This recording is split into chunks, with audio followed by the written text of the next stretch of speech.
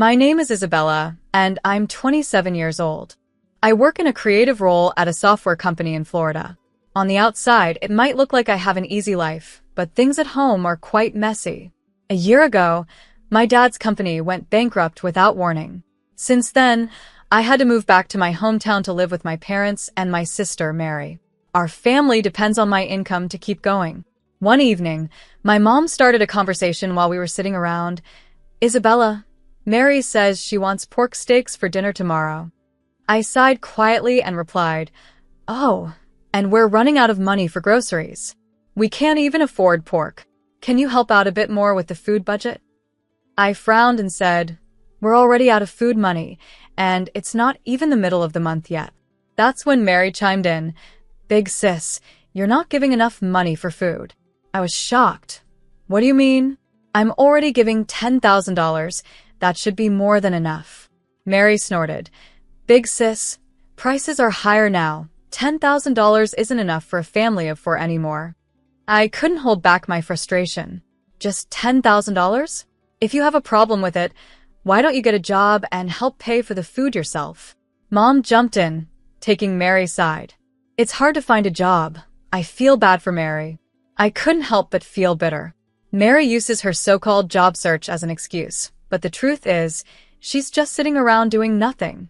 Plus, the money I give is secretly being passed to Mary as pocket money by my mom. "Enough," I finally said. "If it's so hard to manage, why don't we sell this house and move back to Grandma's hometown? Maybe we could find jobs there and life wouldn't be so tough." But Mom shut that idea down right away. "No way, I'm not going back to that town. My grandma owns a successful Italian restaurant in Miami where we could work and we'd have free pizza and pasta to eat. Life would definitely be easier. But Grandma is really strict, especially when it comes to making pizza. My mom hates this and doesn't want to deal with the hard work of making pizza. My dad always says, 'Why are we so quick to ask Grandma for help when we're supposed to be supporting ourselves?' That's just being spoiled." I wanted to scream inside. How can they say I'm spoiled when I'm the one paying for everything and my sister doesn't even want to work? Mary should get a part-time job, too. She's 25 and lots of people work part-time while looking for a full-time job. I suggested this, but my mom was quick to argue. "No, Mary helps around the house, so she doesn't have time for a part-time job." What? That made no sense to me. "What are you talking about?" "I've never seen Mary do any housework," my dad jumped in. "Mary carries the dishes to the sink after meals, and she does her own laundry. Sometimes, she even gives me shoulder massages." I could feel myself getting angry. The housework my dad mentioned is stuff even a little kid could do. Meanwhile, I wake up early every morning to make breakfast for the whole family and pack my dad's lunch. On top of that, I'm the one managing the household finances and taking care of the taxes. But still, my parents always favor Mary. They've treated her better than me since we were kids. People say I'm pretty too, but Mary has always been considered more graceful and charming. That's why our parents have always treated her specially. You'd think I'd just leave this situation, but it's complicated and I can't move out easily. So I live with this stress every day. One day, time passed, and I didn't realize my sister had left the house. I thought she had just gone out like usual. But then the next day and the day after that, she was nowhere to be found. I started to get suspicious. Then, as I came home and was heading to my room, I overheard my parents talking in the living room. What I heard shocked me. "I can't wait for the souvenirs from Louisiana.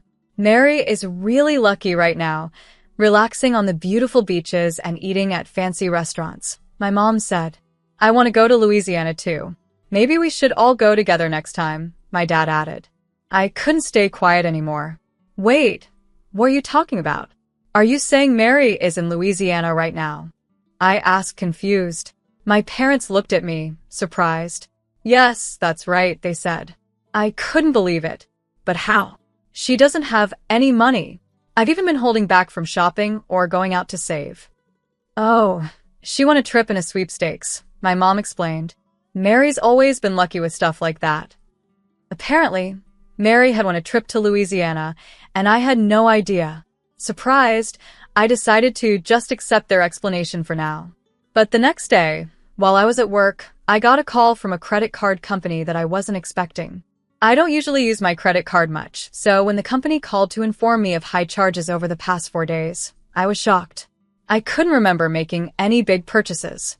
Feeling nervous, I asked how much had been spent, and the customer support agent told me it was $20,000 over 4 days. Right away, I knew who was behind it. It had to be my sister, Mary, enjoying her trip to Louisiana. She may have won the hotel stay and plane tickets, but she still needed money for souvenirs and other things. Determined to find out the truth, I called her. "What's going on? Explain yourself," I said. "Oh, I'm surprised you called, sis. I thought you were waiting for your souvenirs," Mary joked. "Stop messing around. You've been using my credit card without asking, haven't you?" She didn't even seem to care. "Did you notice? It was an accident," she said casually, and my anger grew. I regretted not realizing sooner that someone had gone through my stuff. What were you thinking? Using someone's credit card without permission is a crime. It might be a problem if it was someone else's, but we're family, Isabella. You should really study up on these things, she replied. How could you spend $20,000 in just 4 days? That's a crazy amount of money. Well, besides the free flight and hotel, I had to pay for all the other activities, shopping, and meals. I went to fancy restaurants, bought some branded stuff, and took taxis. Before I knew it, I spent over $20,000. Spending that much money is just not okay, Mary. What were you thinking? Why are you so mad? I used the card because it was going to expire soon. That's all, sis. I'll leave the bill to you, she said cheerfully, then hung up the phone. I was left speechless. The whole thing was so sudden. After that, Mary kept trying to contact me, but I ignored her. Eventually, she left a message on my voicemail saying, I guess I really messed up this time. I'm so foolish. I couldn't help but laugh at how casual she was about it. Later that evening, when I got home, my parents rushed to greet me. Welcome back, they said. How can you act so calm?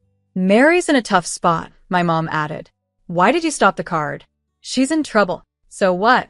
She used my card without permission, so of course I stopped it, I replied. As soon as the credit card company called, and I noticed the charges I didn't recognize, I canceled the card right away. Apparently, Mary tried to use the card after it was blocked and panicked when it didn't work. She then took out her frustration on me, but since I kept ignoring her, she finally turned to our parents for help. Your sister's in trouble in another country, and you're not going to do anything? Are you still saying that? Just because we're family doesn't mean it's okay to use someone's card to blow $20,000. I don't think you should be so heartless, my mom said. How can you be so cold? It's because of your attitude that you never get to go on trips. Mary planned to buy us souvenirs with the card, so what's the big deal? I couldn't believe what I was hearing. You two are unbelievable. How can you think that way? Are you sleep-talking during the day? You should be thinking clearly. She's out there enjoying herself and thinking of us, and you still want me to be thoughtful. Thoughtful? Can you still say that after hearing this?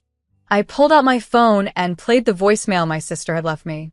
Mary's voice came through loud and clear. Make the card usable, you miser. Our parents' cards are maxed out and I can't use them. You're being so cheap, not even giving me pocket money for this trip. How useless can they be? After hearing Mary's angry message, my parents went silent. Their anger quickly faded, and they rushed to their room to check their credit cards. A few minutes later, I heard them screaming in panic. When I went to check on them, their faces were red with anger. I can't believe Mary used my card without asking after everything we've done for her, my dad said, furious. She even took the bank book and our cards. I feel so betrayed. Oh, I responded coldly. Wasn't it supposed to be a kind act from Mary to buy you souvenirs? You said she was thinking of us and trying to have fun for our sake, right? Yeah, that's what we thought, but our money is still safe, right? My mom muttered, unsure. When I saw how quickly their attitudes changed once they realized their money was still safe, I couldn't hide my disappointment. Well then, why don't you just raise the card limit and pay off the balance so she can use it again? Let the kind Mary who is trying to buy you souvenirs have it. That's not possible, my mom said. We don't have any savings left. What are we going to do? Mary stuck out there with no money for food or anything. After the chaos, my dad suddenly turned to me. Isabella, please. We'll start fresh. We promise to work together to support this family. Please help Mary. What are you talking about? Does that include me now? I asked sarcastically. Moved by my dad's words, my mom knelt down in front of me. I was shocked for a moment, but then I couldn't help but laugh bitterly. It's a little late for apologies now, I said. But my mom continued, pleading with me earnestly. I swear I will change. I will do my best to support everyone from now on. I won't wrong you or her ever again. Despite everything, I couldn't stop laughing at the absurdity of the situation. As my parents went back to their room, I quietly took out my credit card, still unsure of what to do next. I had secretly discovered a credit card that still had a valid expiration date and hadn't been used. So I suggested, why don't you give this card to Mary and take a family trip together? My parents were thrilled by the idea. They immediately contacted my sister, and they all began to excitedly prepare for the trip. I even booked their flights to Louisiana online while watching them with a smile. After everything was set, I made a call to a certain number. 5 days later, when my parents and sister returned from Louisiana, Mary greeted me with, "Big sis, thank you for letting us enjoy Louisiana. It's rare for you to come pick us up. Are you expecting souvenirs?" Sorry, I didn't buy anything. It was clear they had a great time and had already forgotten to be thankful for my help. Seeing this, I knew it was time to put my plan into action. I could barely contain my excitement. Looks like you had a lot of fun. Was that the last big moment of your life? What do you mean by last? Mary asked, confused. Well, I've decided to sell the house, I said casually. I've already sent our belongings to the new place, and someone's coming to pick us up.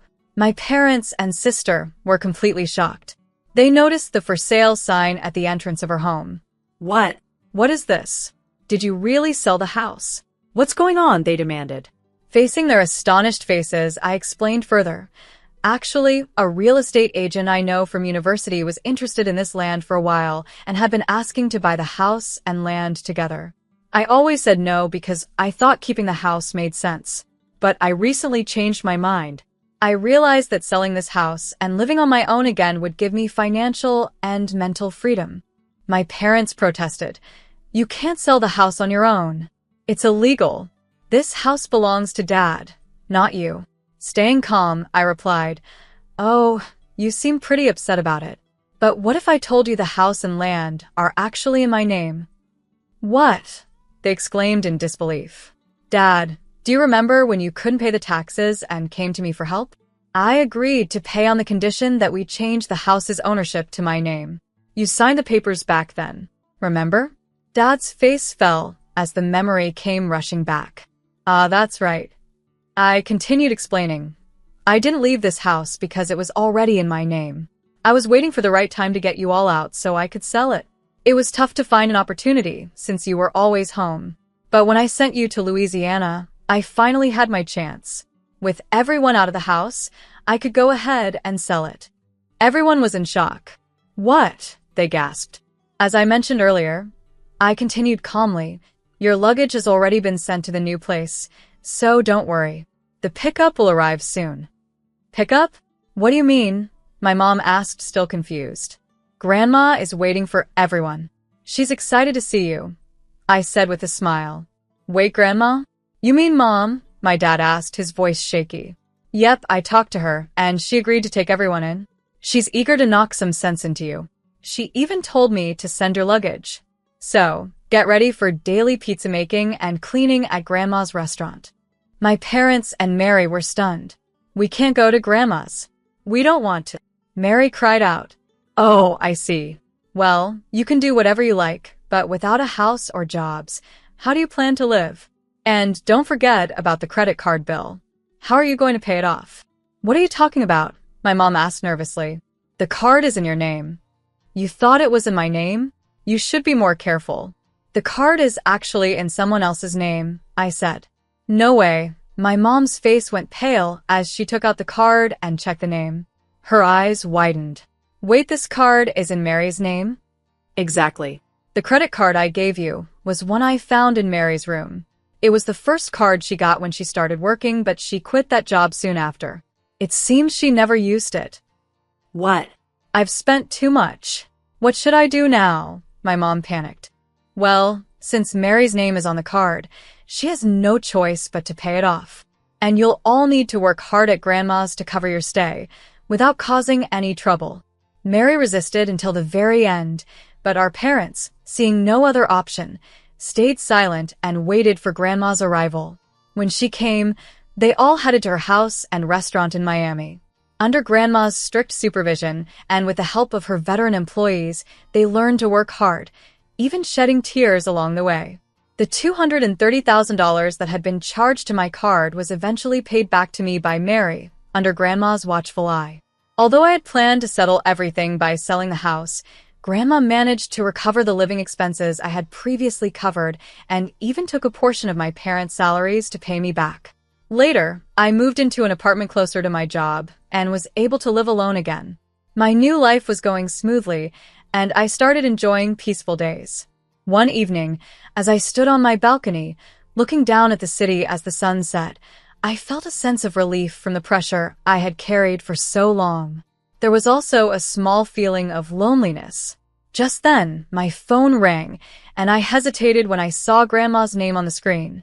"Hello, Grandma," I answered, and she asked how I was doing. "Yes, I'm fine," I replied. "That's good," she said. "Actually, I wanted to talk about Mary and your parents. They're starting to change, especially Mary. She's now helping a lot with the work. Your parents are also beginning to reflect on things." Grandma continued, "Isabella, I know it's been hard for you. I think I understand how you feel. Family can sometimes feel like a burden, but it's also something we should support. I hope you'll be able to forgive them someday." I listened to Grandma's words. I could hear the hesitation and worry in her voice, but there was also a strong sense of determination. "There's no rush," she said gently. "Take your time and think it over when you're ready." I nodded, even though she couldn't see me. "I understand, Grandma. I'll take my time and think about everything," I replied, and then I quietly hung up the phone. As I gazed out at the city, the sun dipped below the horizon, and the darkness of night slowly covered the skyline. A mix of emotions churned inside me. I still felt anger and sadness, but there was also a tiny spark of hope for the future. When I returned to my room, my eyes were drawn to an old family photo. In it, a young Mary and I smiled alongside our parents. Seeing those happy faces, I couldn't help but remember the joyful days we had shared in the past. I thought if only we could go back to those times. But reality quickly brought me back. As time passed, my life began to settle into a comfortable rhythm. At work, I was given the responsibility of leading a new project, and in my personal life, I started to feel more fulfilled. One evening, after wrapping up the day's work, my phone rang again. This time, it was an unknown number. I hesitated but decided to answer. "Hello, this is Isabella." "It's me, Mary," came a voice that was different from her usual confident and arrogant tone. It was softer, more unsure. Surprised, I asked, "Mary, what's going on? Did something happen?" "Sorry for calling out of the blue, actually," she started to say. "I want to meet you in person. I want to talk to you," Mary said softly. Her voice had a humility and growth that I never expected from her. "Why do you want to meet?" I asked quietly, waiting for her answer. Mary's voice, though shaky, was calm and sincere, showing how much she had changed. "Big sis, I want to apologize from the bottom of my heart. I felt that a phone call wouldn't fully express how I feel. That's why I want to see you in person, to truly and sincerely say I'm sorry." I could hear how genuine she was. Without interrupting, I listened quietly. "If it's too hard for you to meet me, that's okay. I just want to respect how you feel," Mary continued. After a moment of silence, I finally responded. "All right, let's meet next Sunday at 3 p.m. at the cafe near the station." "Really? That makes me so happy." "Thank you, big sis," Mary replied, sounding relieved. After I hung up the phone, I took a deep breath to gather my thoughts. I wasn't sure if meeting her was the right decision, but deep down, I hoped that it might lead to something positive. On the day we were supposed to meet, I arrived at the cafe earlier than planned. As I sat there, my heart was racing, and I felt a mix of nervousness and anticipation. The clock seemed to move slowly, but eventually, the door to the cafe opened and Mary walked in. She looked different. Her face was free of makeup, her clothes were simple, and most of all, her eyes showed real change. She walked up to my table slowly and began apologizing right away. "Big sis, I am truly sorry." In that moment, I could feel the change in her, and for a second, I wasn't sure how to respond. "Mary," I began, but she kept talking, holding back tears. "Working at Grandma's place made me realize how much I relied on you. I took you for granted all these years. I finally understand how hard it's been for you, always putting us first and never thinking about yourself." Tears streamed down her face as she reflected on her past actions and repeatedly apologized from the heart. Mary told me how much she had leaned on me before and the lessons she had learned while working at Grandma's. She opened up about her relationships with our parents and how much she had grown. I sat quietly, listening to Mary's words. With each sentence, the anger and sadness I had held onto for so long started to fade away. As she continued talking, I could feel the heavy emotions inside me begin to lift. "Thank you, Mary. I've taken your words to heart," I said. After that, we spent several hours talking about different things what had been happening in our lives and the challenges we were facing. This open conversation felt like an important step in rebuilding our relationship. As we were about to leave, Mary handed me an envelope full of gratitude. Inside was money she had earned by working hard at Grandma's house. "This is just the beginning, but I'll keep doing my best," she said. As I took the envelope, I could feel how much she had grown, and it warmed my heart. Months later, I visited Grandma's house again and met my parents there. This time, they gave me sincere apologies, and I could see they had changed just like Mary. That evening, we all sat down for a family meal, something we hadn't done in a long time. I felt the warmth of being with family again. I knew I couldn't forgive everything right away, but seeing my family's efforts to change gave me hope for the future. Before I left, Grandma shared some wise words with me. "Isabella, you've grown strong, but as important as that strength is, don't forget the kindness you still carry. That's the most important thing." When Grandma hugged me, I couldn't hold back my emotions and started to cry. I felt like this was the beginning of a new chapter with my family, and the weight on my heart started to lift.